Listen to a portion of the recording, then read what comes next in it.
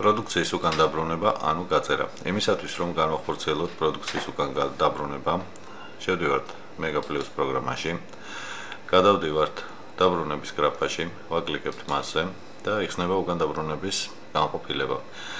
მარჯვენა ზედა კუთხეში ვაკლიკებთ RS-ის ღილაკს და ვირჩევთ 3 დღიან პერიოდს. მაგალითად ავირჩიოთ 22-დან, ვეთანხმებით კი 24 თებერვლის ჩათვლით და ამასაც ვეთანხმებით. როგორც ხედავთ, აისახა ავტომატურად ყველა უკან ამ პერიოდში არსებული ყველა უკან დაბრუნების საბუთები, თეთრი ფერით აღნიშნული არის საბუთები, რომელთა უკან დაბრუნება უკვე განხორციელდა პროგრამაში, ხოლო წითელი ფერით აღნიშნულია ის საბუთები, ანუ ის ზედნადებები, რომლის უკან დაბრუნებაც მოგვიწევს და უნდა განვახორციელოთ ახლა. ავირჩიოთ მაგალითად პირველივე შპს მარგი 2 და 80-იანი. ვაკლიკებთ მასზე.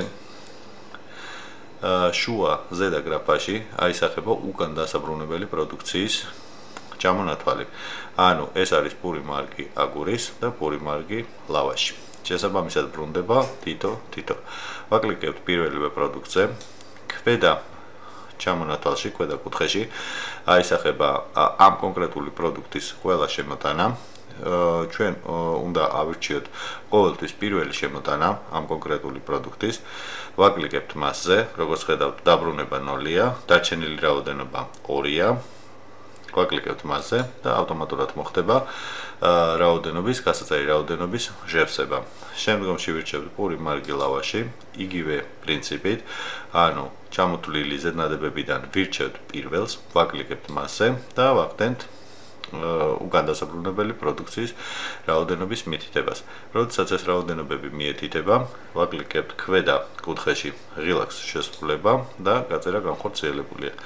ამის შემდგომ თუ გადავალთ შემდეგ ზედნადებზე, როგორც ხედავთ, ეს მარგის ზედნადები, ეს ფერი შეიცვალა, გახდა თეთრი ფერი, რაც მის მანიშნებელია, რომ უკან დაბრუნება განხორციელდა. ავირჩიოთ შემდეგი ზედნადები, ეს არის Sunday GMT. ვაკლიკებთ მასზე. შუა ზედა გრაფაში აისახა ის პროდუქტები, რომლებიც უნდა დაბრუნდეს, ანუ C-ა ჩამონათვალი იმ კონკრეტული პროდუქტების რის დაბრუნებაც უნდა განხორციელდეს. მივყვეთ იგივე პრინციპს, ვირჩევთ პირველი პროდუქტი, მაწონის ანტინო. სულ 3 შემოტანა, როგორც ხედავთ, ამ კონკრეტული პროდუქტის და უკან დაბრუნებას ვახორციელებთ პირველივე ზედნადებიდან, C-აში არსებული პირველივე ზედნადებიდან. ვაკლიკებთ მასზე. ავსახავთ კონკრეტულ რაოდენობას, გადავდივართ შემდეგ პროდუქტზე, აქაც ვირჩევთ პირველივე ზედნადებს და ასე მივყვებით ვაგრძელებთ ყველა პროდუქტის შეტანას. ვირჩევთ და აქაც პირველივე ზედნადებიდან ვირჩევთ კონკრეტულ პროდუქციას. შევსებულია სრული მონაცემები და შეგვიძლია განვახორციელოთ უკან დაბრუნება. ვაკლიკებთ ღილაკს შესრულება და ვასრულებთ ამით ოპერაციას. არის ისეთი შემთხვევები, როდესაც რაოდენობა მეტია უკან დასაბრუნებელი პროდუქციის რაოდენობაზე.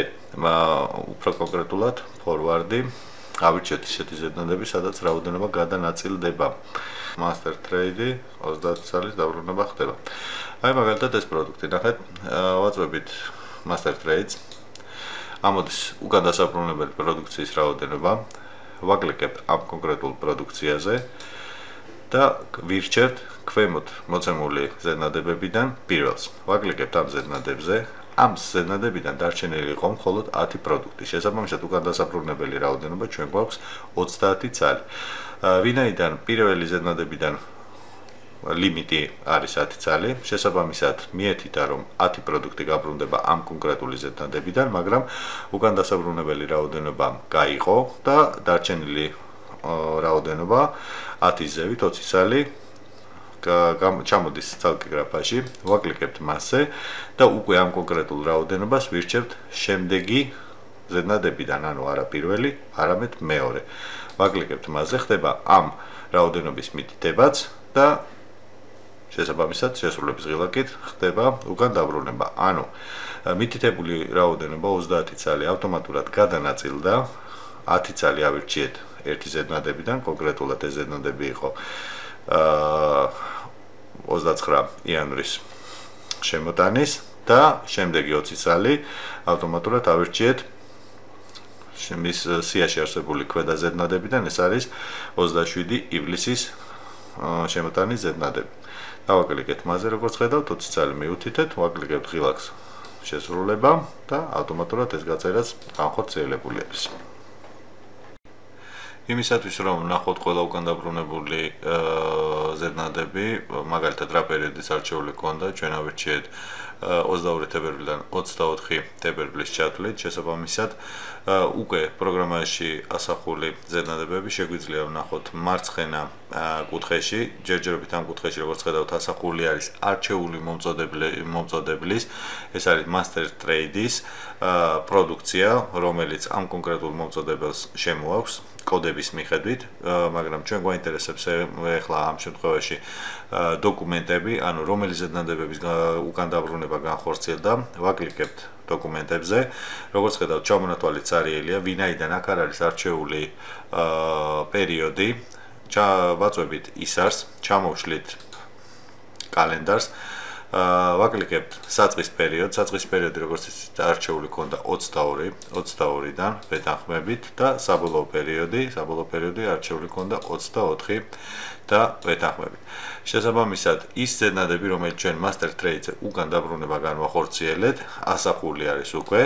ეს არის ის პროდუქცია, რომელიც გადანაწილდა. თუ დააკვირდებით, ნახავთ, ანუ უკან დაბრუნების ზედნადები არის ბატონჩიკი მარსი 30 წალი. დაბრუნდა უკან ეს პროდუქცია, ჩვენთან ასახული არის იგივე ღირებულების, იგივე ნომრით ზედნადები.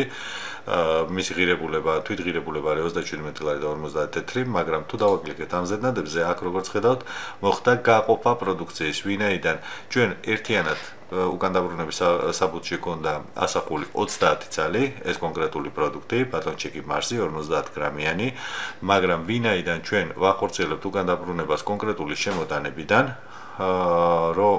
შემოტანებიდან ავირჩიეთ ერთ-ერთი ზედნადებიდან, რომელზეც ლიმიტი იყო 10 წალი, 10 პროდუქტი, ხოლო მეორე ზედნადებიდან ავირჩიეთ ლიმიტი იყო 36 და 20 წალი. და როგორც ხედავთ, ეს ზედნადები აიქვევით მითითებული არის, რომ აქედან დარჩენილი არის ახლა 16 წალი და 20 წალი უკან დაბრუნდა, ხოლო ზედა საბუთზე თუ დავაკლიკებთ, იმ საბუთზე უკვე აღარაფერი აღარ ფიქსირდება და შესაბამისად იმ ზედნადების ასახვა ქვედა ჩამონათვალში უკვე აღარ ხდება.